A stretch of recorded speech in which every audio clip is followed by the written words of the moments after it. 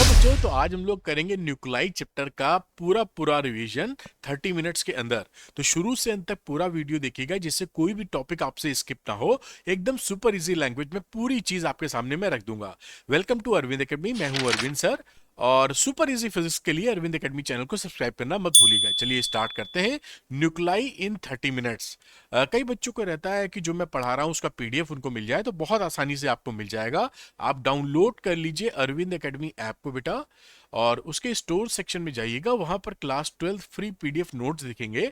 यहाँ पर सारी पीडीएफ्स अनलॉक हैं, यानी क्लिक करेंगे तो डाउनलोड हो जाएगी। डाउनलोड करके अपनी पढ़ाई के लिए आप इसको इस्तेमाल कर सकते हैं। मैंने आपके लिए अरविंद एकेडमी टेलीग्राम चैनल भी बना दिया है, इसका लिंक भी डिस्क्रिप्शन में है। इसको भी ज्वाइन कर लीजिए। यहाँ पर मैं अपडेट्स और गाइडेंस देता हूँ, जिससे आप जो मेहनत कर रहे हैं उसका 100% परिणाम या 100% रिजल्ट आपको मिल सके। कुछ इंपॉर्टेंट इंफॉर्मेशन, जैसे श्योर शॉर्ट क्वेश्चन मैंने आपके लिए बना दिए हैं पीसीएम के, ऐसे ही क्वेश्चन बोर्ड्स में आएंगे। ये श्योर शॉर्ट क्वेश्चन है पीसीबी के, ऐसे ही क्वेश्चन बोर्ड्स में आएंगे। फिजिक्स, केमिस्ट्री, मैथ्स, बायोलॉजी अलग अलग भी है और पीसीएम भी एक साथ भी है।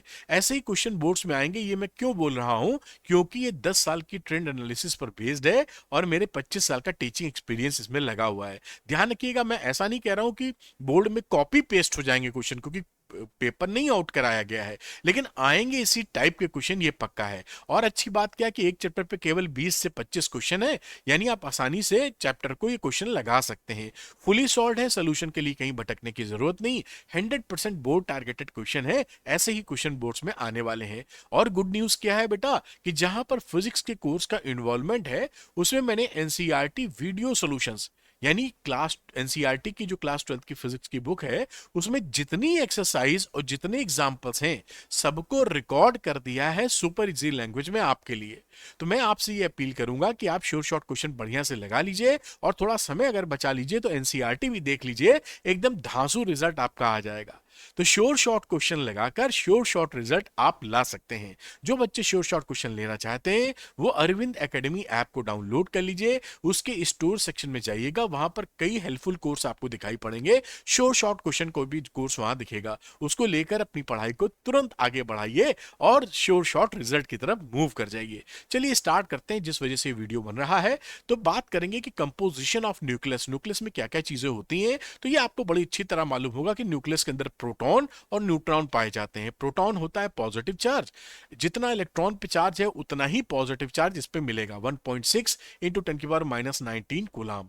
और ये रहा mass of the proton, 1.6726 into 10⁻⁻27 kilogram. ये 1836 टाइम्स हैवियर होता है इलेक्ट्रॉन से। इलेक्ट्रॉन से काफी भारी है ये, 1836 टाइम्स। और जो न्यूट्रॉन होता है उसमें कोई नेट चार्ज नहीं होता, न्यूट्रल होता है। इसका जो मास होता है वो स्लाइटली ग्रेटर होता है प्रोटॉन से, बहुत ही। ये देखिए 1.6726 है, यहाँ 49 है, तो बहुत ही हल्का सा भारी होता है प्रोटॉन की अपेक्षा न्यूट्रॉन आपका। और क्या होता है कि प्रोटॉन और न्यूट्रॉन का जो कंबाइंड नेम है, उसे हम न्यूक्लॉन्स बोलते हैं। यानी प्रोटॉन न्यूट्रॉन अलग अलग ना बोला जाए तो न्यूक्लॉन्स बोल दें, तो उसमें प्रोटॉन न्यूट्रॉन दोनों इंक्लूडेड हो जाएगा। ये मतलब है यहाँ पे। अब कंपोजिशन ऑफ न्यूक्लियस के अंदर देखिए, जो न्यूक्लॉन्स है इसका मतलब है प्रोटॉन और न्यूट्रॉन का कंबाइंड संख्या की बात की जा रही है, उसका कंबाइंड नेम है।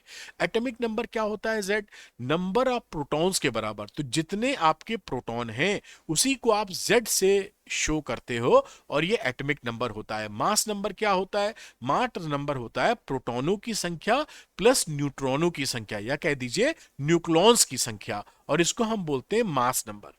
अब न्यूक्लियर मास क्या होता है? तो total mass of the proton and neutron, जो कि न्यूक्लियस में प्रेजेंट होते हैं, प्रोटॉनों और न्यूट्रॉनों के मास को जोड़ दीजिए तो आपका न्यूक्लियर मास बन जाता है। ये थोड़ी सी कुछ जार्गन्स हैं या एक विशेष टर्मिनोलॉजीज हैं जो इसमें यूज होने वाली हैं। अब देखिए, किसी पर्टिकुलर अगर न्यूक्लियस की आप बात करते हैं, है ना, जैसे कि यहां पर तो स्पेसिफिक, तो उसको इस तरह रिप्रेजेंट करते हैं, एक्स लिखते हैं, नीचे जेड एटॉमिक नंबर, ऊपर मास नंबर। जैसे गोल्ड के लिए मैंने यहाँ पे रिप्रेजेंट कर रखा है 79 AU 197, तो ये गोल्ड है EU। यहाँ पर 79 इसका एटॉमिक नंबर है, 197 मास नंबर है। और मास नंबर में से अगर एटॉमिक नंबर घटा देंगे तो आपको प्रोटॉन न्यूट्रॉनों की संख्या मिल जाएगी, जो कि 118 है। यहाँ पे 197 में 79 घटाने पर 118 आ रहा है, जो कि न्यूट्रॉनों की संख्या यहां पर हो जाएगी। अब आइसोटोप्स, आइसोबार्स, आइसोटोन्स और आइसोमर्स। तो देखिए आइसोटोप्स क्या होते हैं, ये वो एलिमेंट, एटम के एलिमेंट्स होते हैं जहां पर mass number, atomic number same होता है, Z सेम होगा लेकिन A डिफरेंट होगा, मास नंबर डिफरेंट होगा। तो डिफरेंट मास नंबर और सेम एटॉमिक नंबर, एग्जाम्पल के तौर पे एग्जाम्पल याद रखिएगा क्योंकि अगर ये पूछे कहीं पर तो एग्जाम्पल पता होना जरूरी है। तो protium 1H1, deuterium 1H2, ट्राइट्रियम 1H3, क्योंकि यहां पर देखिए Z तीनों का सेम है, मास नंबर डिफरेंट है। अब बात करते हैं आइसोबार्स की। तो आइसोबार्स में क्या होता है, ए सेम होता है, मास नंबर सेम होगा और एटॉमिक नंबर यहां पर डिफरेंट होगा, Z डिफरेंट होगा। एग्जाम्पल के तौर पर 1H3 या 2He3, इसको भी याद रखिएगा एग्जाम्पल इसका, ये आइसोबार्स हो गया। अब अगर हम आइसोटोन्स की बात करें तो आइसोटोन का मतलब होता है नंबर ऑफ न्यूट्रॉनों की संख्या। तो एग्जाम्पल के तौर पे देखिए ये क्लोरीन और पोटेशियम 37 में 17 घटाएंगे तो न्यूट्रॉनों की संख्या मिल जाएगी। ए माइनस जेड जो होता है, न्यूट्रॉनों की संख्या क्या होती है, ए माइनस जेड। तो यहां पर ये 39 में 19 घटाओगे पोटेशियम के लिए तो भी आपका कितना आ जाएगा, 20। तो जिसमें न्यूट्रॉन्स बराबर हैं वो बन जाता है आइसोटोन्स। आइसोमर्स क्या होते हैं, आइसोमर्स होते हैं जिसमें ए सेम और जेड सेम हो लेकिन डिफरेंट एनर्जी स्टेट्स पे आपका एटम मौजूद हो, तो वो आइसोमर्स होते हैं। केमिस्ट्री में काफी आइसोमर्स आपने पढ़े होंगे। अब एटॉमिक मास की बात करते हैं। नॉर्मली जो किलोग्राम हमारा एसआई यूनिट होता है मास का, वो काफी बड़ा यूनिट पड़ जाता है एटॉमिक स्केल पे, तो उसको हम रिप्रेजेंट कर देते हैं एएमयू से, एटॉमिक मास यूनिट से, जो कन्वीनियंट मेथड है रिप्रेजेंट करने के लिए एटॉमिक लेवल पर मासेस को। तो इलेक्ट्रॉन वोल्ट एनर्जी की, एएमयू क्या होती है, मास की यूनिट, और इलेक्ट्रॉन वोल्ट होती है एनर्जी की यूनिट। तो 1 इलेक्ट्रॉन वोल्ट कितने जूल के बराबर है, 1.602 इंटू 10 की पावर माइनस 19 जूल के। और नॉर्मली हम एमईवी में जिक्र करेंगे यहाँ पे, मिलियन इलेक्ट्रॉन वोल्ट या मेगा इलेक्ट्रॉन वोल्ट, तो 10 की पावर 6 इलेक्ट्रॉन वोल्ट के बराबर होगा। तो आप इसको मल्टीप्लाई करके सेट कर सकते हैं। अब देखिए ये रिलेशन आइंस्टाइन हमको बता दिए थे 1905 में, जहां तक E is equal to MC square. तो यहां पर एनर्जी को मास से कोरिलेट किया जा सकता है। तो ये देखिए ये AMU है मास की यूनिट और ये है एनर्जी की यूनिट, यानी अगर एक AMU मास को हम डिसइंटीग्रेट करें तो हम उससे एनर्जी ले सकते हैं 931 MeV के बराबर। ये अगर थोड़ी बात करें तो ये कभी कभी 931.5 MeV एग्जैक्टली आता है। तो ये नॉर्मली किताबों में लिखा रहता है 931 या 931.5। और अब बात आती है न्यूक्लियर साइज की। तो देखिए न्यूक्लियर साइज में क्या होता है, यानी न्यूक्लियस कितना बड़ा है, तो ये उसका जो वॉल्यूम होता है न्यूक्लियस का, वो मास नंबर के प्रोपोर्शनल होता है। जितना मास नंबर होगा, जितना उसमें रहने वाले प्राणी ज्यादा होंगे, प्रोटॉन न्यूट्रॉन, उतना ही बड़ा हो जाएगा। तो ये वॉल्यूम है 4/3 πr³ न्यूक्लियस का, वो ए के प्रोपोर्शनल है, क्योंकि 4/3 कांस्टेंट है, इसलिए आर इज प्रोपोर्शनल टू ए की पावर 1/3। ए क्या है, मास नंबर। अब एक कांस्टेंट लगा देते हैं, प्रोपोर्शनलिटी कांस्टेंट R0। तो ये जो फॉर्मूला है R is equal to R0 A की पावर 3, ये बहुत इंपॉर्टेंट फॉर्मूला है। छोटे छोटे 1-2 नंबर वाले न्यूमेरिकल्स भी इस पे बनते हैं। R0 कांस्टेंट है, उसकी वैल्यू 1.2 इंटू 10 की पावर -15 मीटर होती है। तो इसको पकड़े रहिएगा, इंपॉर्टेंट मैंने लिखी दिया है न्यूक्लियर साइज को ले देके, और ये फॉर्मूले पे बेस सवाल भी आपको मिलेंगे। अब आती है बहुत इंपॉर्टेंट चीज, very important, nuclear density. Nuclear density क्या होता है, mass of nucleus upon volume of nucleus. बड़ी सिंपल सी बात है। अब इसको जब कैलकुलेट करते हो तो ये फॉर्मूला निकलता है 3m अपॉन 4πr0 का क्यूब। m है एवरेज मास ऑफ न्यूक्लियन, और R0 तो कांस्टेंट होता है, 4π भी कांस्टेंट होता है। तो हम क्या देख पाए कि न्यूक्लियर डेंसिटी सभी मटेरियल के लिए सेम होती है। क्यों, क्योंकि ना ये मास नंबर पे डिपेंड कर रही है, ए कहीं नहीं है, ना ये वॉल्यूम पर, साइज ऑफ न्यूक्लियस पे डिपेंड कर रही है, कहीं पर वॉल्यूम या रेडियस इन्वॉल्व नहीं है। ये R0 रेडियस नहीं है, कांस्टेंट है। तो ये इसी बात को कहा जाता है कि जो न्यूक्लियर डेंसिटी होती है वो इंडिपेंडेंट होती है मास नंबर और साइज ऑफ न्यूक्लियस से। अगर ये मास नंबर और साइज ऑफ न्यूक्लियस से कोई फर्क ही नहीं पड़ रहा है तो लगभग सभी मटेरियल की न्यूक्लियर डेंसिटी एक जैसी पाई जाएगी। तो ये वेरी इंपॉर्टेंट फैक्ट है, कहीं भी कभी भी आपसे ये पूछा जाएगा, और इस फॉर्मूले को भी याद कर लीजिए तो आपकी लाइफ और इजी हो जाएगी। अब देखिए न्यूक्लियर फोर्स की बात करते हैं।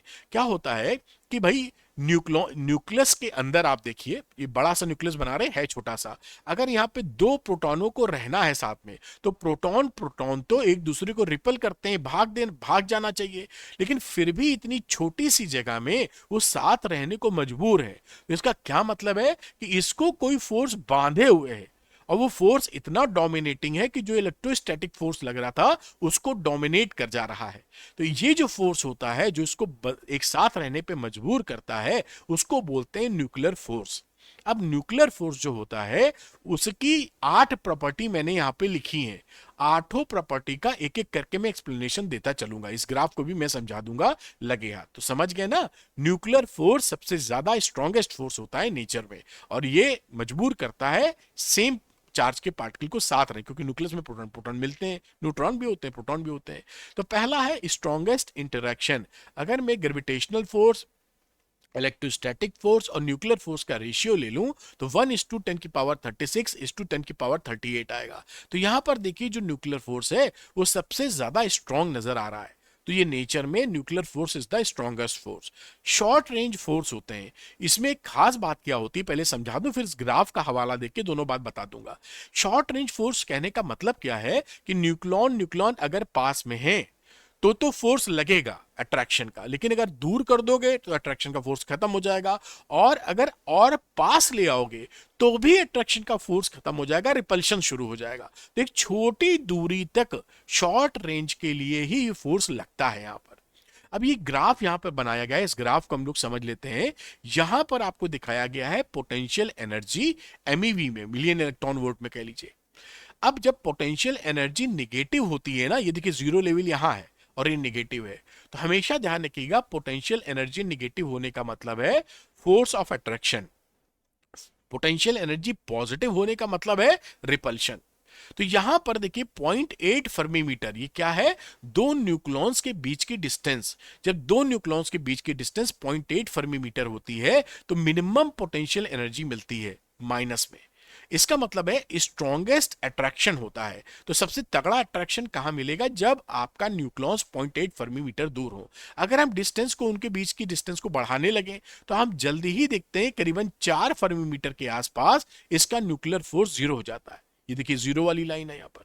और अगर इसके न्यूक्लॉन्स को और पास लाने लगे तो जैसे ही हम पास लाते हैं ये बहुत तेजी से अट्रैक्शन की जगह रिपल्शन फोर्स में चेंज हो जाता है।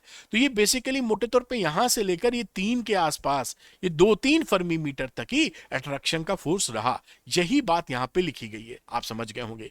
वेरिएशन विद डिस्टेंस मैंने आपको यहां बता दिया। ये पॉइंट अगर आर नॉट, ये आर नॉट है, आर नॉट यानी मिनिमम डिस्टेंस जहां पर स्ट्रॉन्गेस्ट अट्रैक्शन लगे 0.8 फर्मी मीटर। बढ़ाने पर भी अट्रैक्शन घट रहा है, कम करने पर रिपल्शन चालू हो जा रहा है। तो ये वेरिएशन विद डिस्टेंस हो गया। अब आगे बात करते हैं चार्ज इंडिपेंडेंट कैरेक्टर। अब जो न्यूक्लियर फोर्स होता है वो लगने के लिए किसी भी पार्टिकल पर चार्ज की आवश्यकता नहीं है। न्यूक्लियर फोर्स प्रोटॉन प्रोटॉन के बीच भी लगता है, प्रोटॉन न्यूट्रॉन के बीच भी लगता है, और न्यूट्रॉन न्यूट्रॉन के बीच भी लगता है। तो न्यूक्लियर फोर्स लगने के लिए चार्ज होने की आवश्यकता नहीं है। सैचुरेशन इफेक्ट, सैचुरेशन इफेक्ट का मतलब होता है जो न्यूक्लॉन्स होते हैं अपने आसपास के न्यूक्लॉन्स से ही इंटरेक्ट करते हैं या उस पर फोर्स लगाते हैं न्यूक्लियर फोर्स।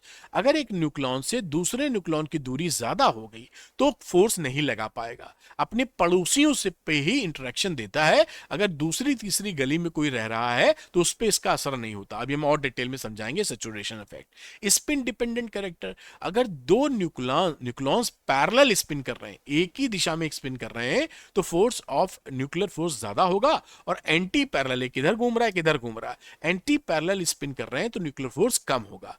अगली बात एक्सचेंज फोर्सेस, क्या होता है, एक न्यूक्लॉन दूसरे न्यूक्लॉन पे जो फोर्स लगाता है न्यूक्लियर फोर्स, वो कैसे लगाता है, मेसॉन्स पार्टिकल का एक्सचेंज से। बस इसका नाम याद कर लीजिए, डिटेल नहीं समझना है, जरूरत नहीं है अभी। तो मेसॉन्स का एक्सचेंज करके वो न्यूक्लियर फोर्स लगाते हैं। और साथ में एक बड़ा important point, nuclear force central forces नहीं होते, ये नॉन सेंट्रल फोर्स होते हैं। आपने जो ग्रेविटेशनल फोर्स पढ़ा था या इलेक्ट्रोस्टैटिक फोर्स पढ़ा था वो सेंट्रल फोर्स होते थे। सेंट्रल फोर्स का मतलब होता है सेंटर टू सेंटर, ये दोनों के सेंटर को मिलाने वाली लाइन के हिसाब से फोर्स लगते हैं, उसी के अलोंग लगते हैं। लेकिन अगर न्यूक्लॉन्स का फोर्स देखें तो ये ऐसे सीधे फोर्स जरूरी नहीं लगाए, ये इस पे ऐसे तिरछा फोर्स भी लगा सकता है। तो जो लाइन इन दोनों के सेंटर को ज्वाइन कर रही है उसके अलोंग फोर्स नहीं लग रहा, ये न्यूक्लॉन लिख देता हूं मैं यहाँ पे। तो जो न्यूक्लियर फोर्स होता है वो नॉन सेंट्रल फोर्स होता है, इसको ध्यान रखिएगा, एमसीक्यू वगैरह कहीं भी टपक सकता है। अब ये मास एनर्जी जनरेशन आपको बताया था कि एनर्जी को मास में और मास को एनर्जी में इंटर कन्वर्जन पॉसिबल है। तो ये मास की यूनिट, ये एनर्जी की यूनिट अगर आप बात करें इसका प्रिसाइसली, तो एक एमयू की वैल्यू 931.5 एमई की एमईवी के बराबर लिख सकते हैं, कई जगह होल नंबर में 931 भी कहते हैं। तो एक एमयू मास को 931 एमईवी एनर्जी आप ले सकते हैं। अब आता है मास डिफेक्ट, इंपॉर्टेंट चीज है, ध्यान से समझिएगा।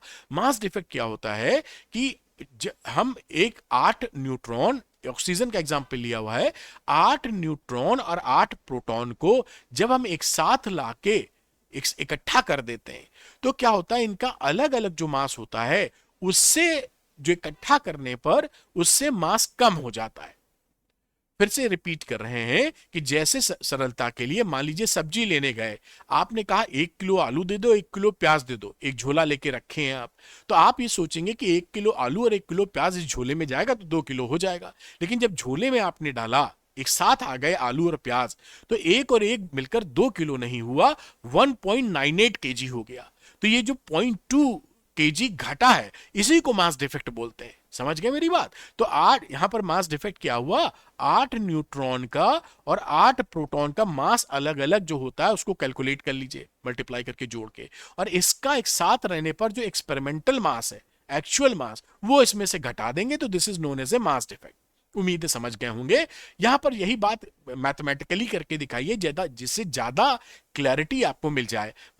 ऑक्सीजन का एग्जांपल लिया जिसके न्यूक्लियस में 8 न्यूट्रॉन और 8 प्रोटॉन पाए जाते हैं, तो 8 न्यूट्रॉन का मास इतना हो गया, 8 प्रोटॉन का मास इतना हो गया। अब इन दोनों वैल्यू को आप जोड़ दीजिए, जब जोड़ेंगे तो ये वैल्यू आ जाएगी, ये इन दोनों को जोड़ के 8 से मल्टीप्लाई किया, ये वैल्यू आ गई। ये वैल्यू क्या है, अलग अलग प्रोटॉनों न्यूट्रॉनों के मास को जोड़ के निकाला है।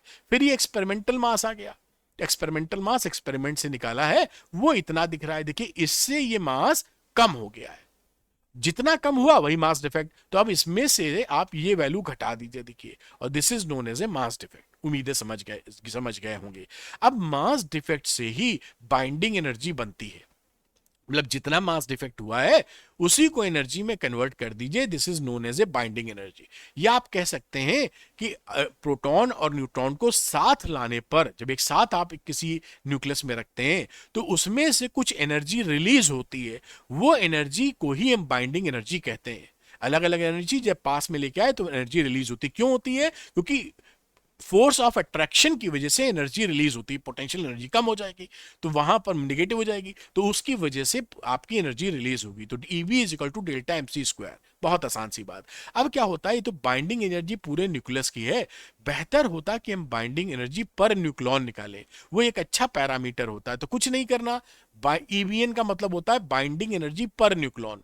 जितनी बाइंडिंग एनर्जी न्यूक्लियस की है उसको मास नंबर से डिवाइड कर दीजिए, बस उसमें है क्या, तो बाइंडिंग एनर्जी पर न्यूक्लॉन आपका निकल आया। और ये एक अच्छा प्रीकर्सर है या मार्कर है आपको स्टेबिलिटी समझने में। क्या होता है कि बाइंडिंग एनर्जी पर न्यूक्लॉन, जिसे बीईएन भी बोलते हैं शॉर्ट में, वो अगर ज्यादा हो जाती है किसी न्यूक्लियस की तो न्यूक्लियस ज्यादा स्टेबल होता है, और बीईएन अगर घट जाएगी तो वो अनस्टेबल हो जाएगा। अब यहां पर इसी बात को देख के बाइंडिंग एनर्जी कर्व बनाया गया, अभी इसको भी समझाएंगे। लेकिन जो मैंने बात लिखी वो यहां पे लिखी हुई है कि greater is the binding energy, binding energy अगर ज्यादा है तो स्टेबिलिटी ऑफ द न्यूक्लियस ज्यादा होगी। ये बात लिखी है, पकड़ के रखिए। अब इस जो ये जो ग्राफ है इसको हम समझेंगे कि ग्राफ हमारे लिए क्या क्या चीजें रहस्य खोलता है।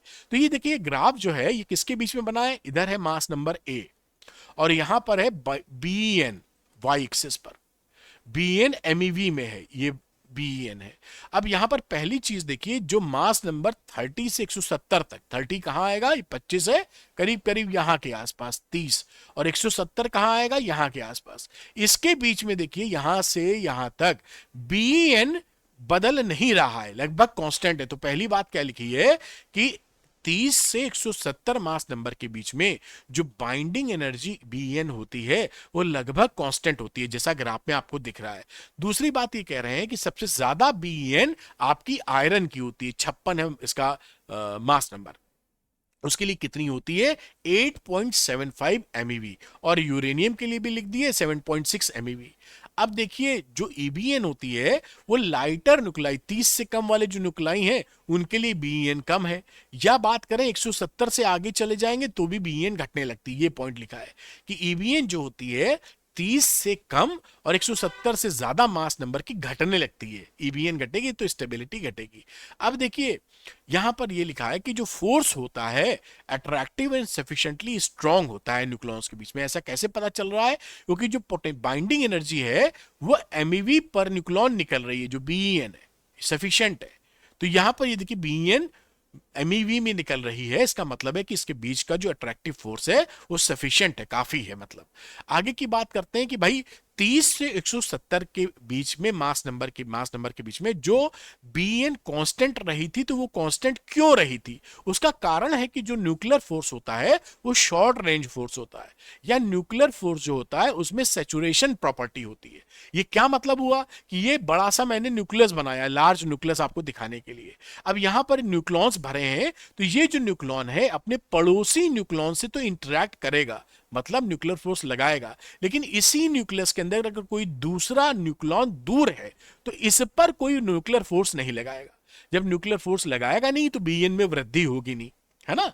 इसलिए आपके न्यूक्लियस में ज्यादा ए तो हो गया है न्यूक्लॉन्स, लेकिन यहां पर न्यूक्लियर फोर्स जो लग रहा है वो अपने पड़ोसियों पर ही लगा रहा है। तो इससे दो बातें साबित हुई कि सैचुरेशन प्रॉपर्टी क्या होती है, और शॉर्ट रेंज फोर्स होने की वजह से ही 30 और 170 मास नंबर के बीच में आपका BN कांस्टेंट रहा था। ये उसका लॉजिक है, रीजन है। उम्मीद है बात पकड़ पाए होंगे आप। अगली बात करते हैं। देखिए न्यूक्लियर फिजन की कहानी बता रहे हैं। न्यूक्लियर फिजन का मतलब होता है एक न्यूक्लियस का लगभग दो बराबर भागों में टूट जाना। तो अगर मैं यहां पर कोई मास नंबर 240 ले लूं, यहां कहीं मिलेगा, आप समझ लीजिए यहां कहीं, तो ये हैवी न्यूक्लियस है, इसकी बाइंडिंग एनर्जी कम है। देखिए अगर कम है तो ये अनस्टेबल है। अगर हम इसको तोड़ दें लगभग दो बराबर हिस्सों में, 120 120 में, 240 का आधा 120, 120 120 के दो हिस्सों में, तो 120 कहां पहुंच जाएगा? यहां कहीं आ जाएगा 120 मास नंबर। इसकी बाइंडिंग एनर्जी ज्यादा है, तो अगर हम इसको तोड़ेंगे और बाइंडिंग एनर्जी बढ़ा देंगे तो ये ज्यादा स्टेबल हो जाएगा। और उसके बीच में जब भी बाइंडिंग एनर्जी लो BN से हाई BN आप जाते हैं, ये लो BN से हाई BN गए हैं, तो हमेशा एनर्जी रिलीज होती है। तो ये एनर्जी रिलीज हो जाती है यहां पर। तो ये न्यूक्लियर फिजन की कहानी है। न्यूक्लियर फिजन में क्या हुआ, 240 मास नंबर को 120 में तोड़ दिया और लो BN से हाई BN में गए थे, इसलिए एनर्जी आपकी रिलीज कर दी। यही कहानी एटम बम के लिए लगती है। हैवी न्यूक्लियस को स्मॉलर न्यूक्लियस में तोड़ते हैं तो एनर्जी कहां से आ रही है? बाइंडिंग एनर्जी कम से ज्यादा हो रही है। अच्छा, अब हम बात करते हैं न्यूक्लियर फ्यूजन की। न्यूक्लियर फ्यूजन में क्या होता है कि लाइटर न्यूक्लाई को आपस में जोड़ देते हैं, फ्यूज करके हैवियर न्यूक्लाई बनाते हैं। तो ए ले लिया मास नंबर 10 या 10 से कम, 10 कहां आएगा? करीबन यहां के आसपास। इससे कम वाले मास नंबर को लेते हैं और जोड़ के हम बड़ा बना लेते हैं। तो जब जोड़ के इधर से हम ज्यादा करेंगे BN, तो फिर लो BN से हाई BN जा रहे हैं। यहां तो लो BN है L और यहां हाई BN है। यहाँ पीछे कहानी भी ऐसे बताई थी, यहाँ लो BN और यहाँ हाई BN। तो लो से हाई BN गए, फिर एनर्जी रिलीज हुई। लेकिन क्योंकि यहां पर दो न्यूक्लियस को फ्यूज किए हो, इसलिए न्यूक्लियर फ्यूजन हो गया। हाइड्रोजन बम इसी कॉन्सेप्ट पे बनता है। ये न्यूक्लियर फ्यूजन का आपको एक्सप्लेनेशन हो गया। न्यूक्लियर रिएक्शन क्या होती है? न्यूक्लियर रिएक्शन होती है कि एक न्यूक्लियस को, स्टेबल न्यूक्लियस को दूसरे न्यूक्लियस में जो आप चेंज करते हैं उसे हम बोलते हैं न्यूक्लियर रिएक्शन। अब न्यूक्लियर एनर्जी कहां से मिलती है? तो मैंने अभी आपको बताया न्यूक्लियर फिजन और न्यूक्लियर फ्यूजन। जब एक न्यूक्लियस से दूसरे न्यूक्लियस में चेंज करेंगे तो एनर्जी निकलती है। न्यूक्लियर फिजन में हैवी न्यूक्लियस को तोड़कर आप लाइटर न्यूक्लियस बनाते हो और लो BN से हाई BN में जाते हो तो एनर्जी रिलीज होती है। न्यूक्लियर फिजन की कहानी है। एटम बम इसी प्रिंसिपल पर, लॉजिक पर बेस्ड है। फ्यूजन में दो लाइटर न्यूक्लियस को जोड़कर हैवी न्यूक्लियस बनाते हो, लो BN से हाई BN इसमें भी जाते हो, तो ये यहां भी एनर्जी रिलीज होती है। और ये कहानी किसकी बनती है? हाइड्रोजन बम इसी के प्रिंसिपल पर बेस्ड है। अब देखिए न्यूक्लियर फिजन, जैसे मैंने समझाया, हैवी न्यूक्लियस को तोड़कर लाइटर न्यूक्लियस में लाओगे, तो ये लिख देना आप पहले। और इस एग्जाम्पल को पूछे ना पूछे, अगर कहीं न्यूक्लियर फिजन का नाम आपने पढ़ लिया तो ये एग्जाम्पल चिपका दीजिएगा। उससे फट से समझ जाएगा आपको आता है। यूरेनियम में स्लो मूविंग न्यूट्रॉन हिट कराते हो तो बेरिलियम और क्रिप्टॉन बनते हैं, 3 न्यूट्रॉन और काफी एनर्जी निकलती है। इसको आप यहां पर इक्वेशन याद कर लीजिए। कहीं भी न्यूक्लियर फ्यूजन की बात हो इस इक्वेशन को चिपका दीजिएगा। अब बात करते हैं भाई न्यूक्लियर फ्यूजन में सोर्स ऑफ एनर्जी क्या है, क्योंकि यहां पर अगर देखिए तो Z कंजर्व है, जितना यहां Z आएगा उतना यहां Z है, जोड़ लो।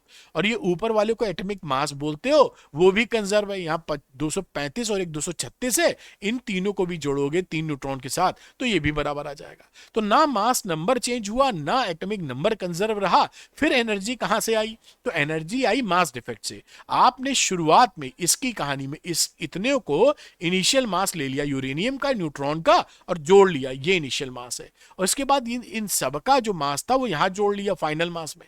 ये देखिए बेरियम, क्रिप्टॉन, न्यूट्रॉन सबके मासेस को जोड़ा, ये आ गया। यहां पर देखिए ज्यादा मास है, ये कम मास है, तो ये इस ज्यादा में से कम घटा दीजिए, ये घटाया, ये आ गया मास डिफेक्ट। और मास डिफेक्ट को आप जानते हैं कि एक एमयू, एक एटॉमिक मास यूनिट 931 एमईवी के आसपास देता है। तो इतना एमयू कितना होगा, आप मल्टीप्लाई कर दीजिए 931 से, करीबन 200 एमईवी एनर्जी मिल गई। मतलब सोर्स ऑफ एनर्जी क्या रहा? Mass defect. ये याद रखना, बहुत पूछे जाने वाला सवाल है कि भाई ए और जेड कंजर्व है, फिर भी एनर्जी कहां से मिल रही है। अब न्यूक्लियर फ्यूजन की बात करते हैं। फ्यूजन में बताया था कि लाइटर न्यूक्लाई को फ्यूज करके जोड़कर हैवियर न्यूक्लाई बनाते हो और वहां पर आपकी एनर्जी रिलीज होती है। तो ये एग्जांपल भी याद कर लीजिए, कहीं भी न्यूक्लियर फ्यूजन का नाम दिखे इसको चिपका दीजिएगा। उम्मीद है समझ पाए। अब नेसेसरी कंडीशन क्या होती है न्यूक्लियर फिजन के लिए? तो न्यूक्लियर फिजन फ्यूजन के लिए आपको हाई टेम्परेचर, हाई डेंसिटी और हाई प्रेशर चाहिए होता है, क्योंकि न्यूक्लियस के अंदर न्यूक्लियस घुसेड़ना है। क्योंकि न्यूक्लियस एक न्यूक्लियस के पास आएगा तो रिपल्शन होगा, तो आपको कोशिश करनी होती है कि वो इतनी तेजी से घुसे कि न्यूक्लियर फोर्स एक्टिव हो जाए। क्योंकि न्यूक्लियर फोर्स एक्टिव कहां होता है? 10⁻⁻15 मीटर का जब गैप बचे केवल तब। उतना गैप करा दोगे तो मगरमच्छ की तरह पकड़ लेगा न्यूक्लियर फोर्स। तो high temperature, high density, high pressure चाहिए होता है। ये सन के केस में तो आराम से हो जाता है, क्योंकि सन में जो इंटरनल टेम्परेचर है बहुत ज्यादा हाई है, 2 × 10⁻⁶ कैलियन। इतने टेम्परेचर पे सारी चीजें मिल जाती हैं। तो जो सूरज से रोशनी आती है वो न्यूक्लियर फ्यूजन की वजह से आती है ना। लेकिन आप अगर लेबोरेटरी में फ्यूजन कराना चाहें तो ये बहुत डिफिकल्ट है, क्योंकि इतना टेम्परेचर आप पैदा नहीं कर पाते नॉर्मली। इसीलिए इसको थर्मोन्यूक्लियर रिएक्शन भी बोलते हैं, क्योंकि टेम्परेचर बहुत इंपॉर्टेंट रोल अदा करता है। उम्मीद है आप समझ पाए नेसेसरी कंडीशन। अब कंट्रोल थर्मोन्यूक्लियर रिएक्शन क्या होती है? कंट्रोल थर्मोन्यूक्लियर रिएक्शन होती है कि हम ऐसी रिएक्शन, न्यूक्लियर रिएक्शन कराएं जिससे कॉन्स्टेंटली एनर्जी, एक लिमिटेड एनर्जी निकले। जैसे आप नल खोलते हैं अपने घर का ना, तो पानी निकलता है, तो वो पानी जो निकल रहा है वो कांस्टेंट रेट से मोटे तौर पे निकल रहा है। ऐसा नहीं कि आप नल खोले और बाढ़ आ जाए एकदम से। तो ऐसे पानी को आप यूज कर पाएंगे, लेकिन टंकी लगी, अगर टंकी फूट जाए तो भड़ से पानी बह जाएगा, आप यूज ही नहीं कर पाएंगे। तो यूज करने के लिए इंपॉर्टेंट है कि जो चीज आपको मिल रही है आप उस पर कंट्रोल कर पाए कि ज्यादा चाहिए कि कम चाहिए। अगर वो बहुत तेजी से आपकी तरफ आ जाए तो मुश्किल है। जैसे आग होती है, आग बहुत तेजी से आएगी तो जला देगी। अमेरिका में लगी हुई है आजकल, सब परेशान, जंगल जल रहे हैं। और वही आग को आप गैस बर्नर पे यूज करते हैं, अपने हिसाब से कम ज्यादा खाना पका लेते हैं। समझ गए ना? खैर और डिटेल करेंगे तो बहुत लंबा वीडियो हो जाएगा। अब बात करते हैं न्यूक्लियर फिजन और न्यूक्लियर फ्यूजन की। बेटा बड़ा इंपॉर्टेंट डिफरेंस। न्यूक्लियर फिजन क्या होता है? फिजन में एक हैवी न्यूक्लियस को 2 स्मॉलर न्यूक्लाई में तोड़ देते हैं कंपेरेबल साइज में। फ्यूजन में 2 लाइटर न्यूक्लाई को जोड़कर हैवियर न्यूक्लाई बना लेते हैं। ये जो न्यूक्लियर फिजन है ये क्विक प्रोसेस होता है, बहुत तेजी से हो जाता है। यहां पर फ्यूजन में कई सारे स्टेप्स इन्वॉल्व होते हैं। यहां पर न्यूट्रॉन्स होते हैं लिंक्ड पार्टिकल फिजन में, और प्रोटॉन्स होते हैं लिंक्ड पार्टिकल फ्यूजन में। ध्यान रखिएगा, यहां पर हार्मफुल वेस्ट निकलते हैं आपके फिजन में। जो वेस्ट है रेडियो एक्टिव मटेरियल है, गड्ढा गड्ढा खोद के दफनाना पड़ता है उसको, जैसे कोई भी लिविंग थिंग उसके चपेट में ना आ जाए। यहां पर प्रोडक्ट्स जो फ्यूजन के हैं, चाहे चाहे वेस्ट मटेरियल कह लीजिए, चाहे जो इनपुट मटेरियल है, यानी कि जो रिक्वायरमेंट पे, वो सारे के सारे हार्मलेस हैं, कोई हार्म नहीं है। स्टॉक जो होता है फिजनेबल मटेरियल का लिमिटेड है। यूरेनियम चाहिए नॉर्मली, और यहाँ फ्यूल प्लेंटी, क्योंकि हाइड्रोजन चाहिए। हमारे एटमॉस्फेयर में काफी हाइड्रोजन है। ये पूरा चैप्टर मैंने बढ़िया से आपको बता दिया। जाने से पहले याद दिलाऊंगा, श्योर शॉर्ट क्वेश्चन पीसीएम के ऐसे ही क्वेश्चन बोर्ड्स में आएंगे। श्योर शॉर्ट क्वेश्चन पीसीबी के, ऐसे ही क्वेश्चन बोर्ड्स में आएंगे।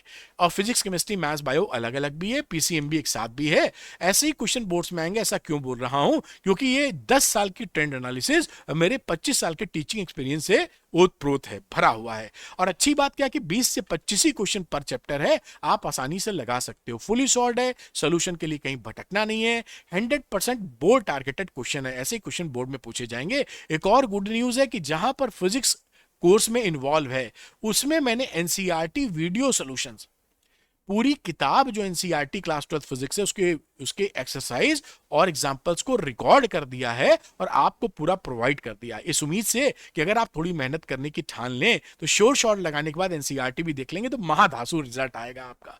तो श्योर शॉट रिजल्ट के लिए श्योर शॉट क्वेश्चन लगाइए। जो बच्चे श्योर शॉट क्वेश्चन लेना चाहते हैं वो अरविंद एकेडमी ऐप को डाउनलोड कर लें, उसके स्टोर सेक्शन में जाइएगा, वहां कई हेल्पफुल कोर्सेज मिलेंगे, श्योर शॉट क्वेश्चन भी वहीं दिखेगा, उसको क्लिक करके ले लीजिए और अपनी पढ़ाई को, अपने रिजल्ट को श्योर शॉट कर लीजिए। Thank you very much for watching this video. Arvind academy channel को सब्सक्राइब करना मत भूलिएगा। For super easy physics Arvind academy को सब्सक्राइब करिए। Thank you, good luck to you, bye बेटा।